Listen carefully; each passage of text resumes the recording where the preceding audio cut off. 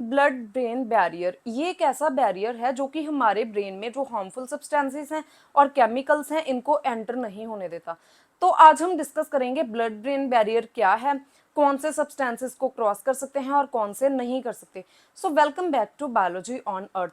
First of all, what is blood brain barrier? Now जो हमारा brain है ये पूरी बॉडी की फंक्शनिंग को कंट्रोल एंड कोऑर्डिनेट करता है। तो ब्रेन को सबसे ज्यादा प्रोटेक्शन चाहिए। अब यहाँ पे ब्रेन में कौन से सब्सटेंसेस पास होंगे इसको डिसाइड करता है ब्लड ब्रेन बैरियर।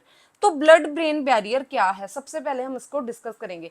अब हमारी बॉडी में जो भी ट्रांसपोर्ट होती है इसको करता है ब्लड।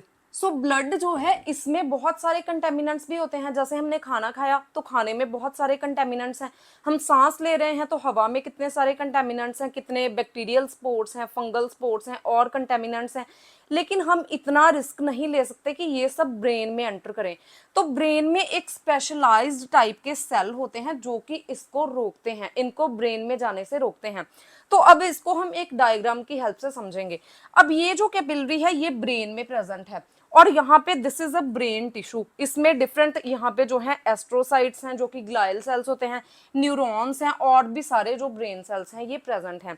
नाउ जो कैपिलरी है ये एंडोथेलियल सेल्स की बनी होती है। लेकिन यहाँ पे ब्रेन में जो ये कैपिलरी है इसमें टाइट जंक्शन होती है यहाँ पे एंडोथेलियल सेल्स में। तो जो टाइट जंक्शन है ये बिल्कुल ही जो इस सेल है इसको इनपर्मिएबल बनाती है। मींस कोई भी मटेरियल इसको क्रॉस नहीं कर सकता, ना इधर से ना इधर से। तो अब ये जो टाइट जंक्शंस हैं इनको क्रॉस नहीं किया जा सकता। सो इसको हम बोलते हैं ब्लड ब्रेन बैरियर। मींस कोई भी सब्सटेंस इनको क्रॉस नहीं कर सकता। अब बात ये है कि ब्रेन को तो हमें ऑक्सीजन भी चाहिए, ब्रेन से कार्बन डाइऑक्साइड जो है इसको वापस भी लेके आना है ब्लड में, फिर ग्लूकोज भी चाहिए ब्रेन को। तो ये सारे सब्सटेंसेस कैसे एंटर करते हैं? सबसे पहले ये जो मेम्ब्रेन होती है ना ये बहुत सारी गैसेस के लिए परमिएबल है। जैसे कि यहाँ से ऑक्सीजन क्रॉस हो सकती है, कार्बन डाइऑक्साइड क्रॉस हो सकती है। उसके बाद जो लिपिड सॉल्युबल सब्सटेंसेस है ये इसको क्रॉस कर सकते हैं। अब हमें पता है कि ये जो मेम्ब्रेन है सेल की या जो एंडोथेलियल सेल की ये लिपिड्स की बनी होती है, लिपिड बाइलेयर है। तो लिपिड जो है इसमें डिसॉल्व होके क्रॉस कर जाएंगे। सो दैट्स वाई जो लिपिड सॉल्युबल सब्सटेंस हैं जैसे कि अल्कोहल हो गए, डिफरेंट एनेस्थीसिया के सब्सटेंसेस हो गए, ये इसको क्रॉस कर सकते हैं। दूसरा, अगर हम बड़े मॉलिक्यूल्स की बात करें, जैसे ब्रेन को सबसे ज्यादा एनर्जी चाहिए तो सबसे ज्यादा जो ब्लड है ये ग्लूकोज ब्रेन को डिलीवर करता है। तो ग्लूकोज तो एक बहुत बड़ा मॉलिक्यूल है, कैसे क्रॉस करेगा? क्योंकि यहाँ पे तो टाइट जंक्शन प्रेजेंट है, तो कैसे क्रॉस करेगा? फिर अमीनो एसिड्स ये भी बड़े मॉलिक्यूल्स हैं। उसके बाद अगर हम आयंस की बात करें तो हमें पता है कि जितनी भी सेल मेम्ब्रेन्स होती हैं इनमें यहाँ पे इलेक्ट्रोकेमिकल चार्ज होता है इसके अक्रॉस। तो आयंस एज इट इज तो क्रॉस नहीं कर सकते। तो फिर इनकी क्रॉसिंग के लिए यहाँ पे स्पेशलाइज्ड प्रोटीन्स प्रेजेंट होते हैं जिन्हें हम बोलते हैं ट्रांसपोर्टर। अब अगर हम ग्लूकोज की बात करें तो ग्लूकोज के ट्रांसपोर्ट के लिए यहाँ पे GLUT1 प्रेजेंट है जो कि ब्रेन में प्रेजेंट होता है, ग्लूकोज ट्रांसपोर्टर 1। तो डिफरेंट ग्लूकोज के ट्रांसपोर्टर हैं, ये डिफरेंट ऑर्गन्स में डिफरेंट प्रेजेंट होते हैं। GLUT1 जो है ये ब्रेन में प्रेजेंट है। ऐसे ही जो अमीनो एसिड्स और आयंस की एक्सचेंज के लिए वेरियस ट्रांसपोर्टर प्रोटीन्स प्रेजेंट होते हैं। सो इन ट्रांसपोर्टर्स के कारण ये जो बड़े मॉलिक्यूल्स हैं ये क्रॉस कर सकते हैं मेम्ब्रेन को। सेकेंडली, जितनी भी हम ड्रग्स लेते हैं जैसे कि एंटी डिप्रेसेंट्स हो गई, कोई एंजाइटी वाली मेडिसिन है, ये भी ब्रेन को जो इस बैरियर है इसको क्रॉस कर सकती हैं।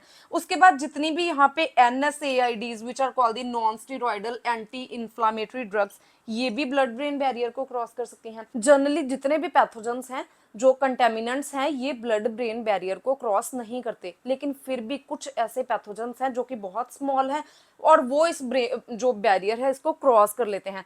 इनमें है ट्रिपैनोसोमा ब्रूसी जो कि स्लीपिंग सिकनेस कॉज करता है, ये ब्रेन इस जो BBB है इसको क्रॉस कर लेता है।